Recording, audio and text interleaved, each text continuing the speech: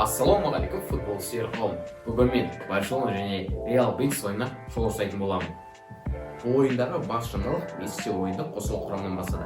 Барсада бәрі баяғыдай, құрама 4-2-3-1 үлгісі. Бірақ бұл ойында шын мәнінде 4-3-1-2 үлгісінен еді.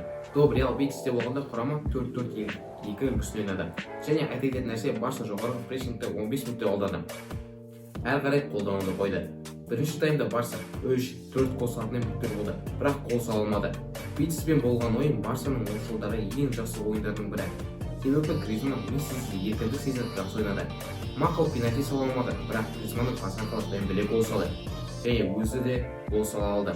Екінші таймда Месси шығып көп гол салатын күндер жасады, және де 2 гол салды. Бесінші голды қазіргі Барсаның ең жас ойыншысы Педри, Серджи Робертоның пасына салды. Ал Бетис тек қана қарсы шабуылда ойнап 2 гол салды. Әсіресе екі голды да сол қаптал арқылы салды. Барса бұл ойынды сенімді өтті. Сау болыңыздар, маған жазыңыздар, футбол көріңіздер. Чау.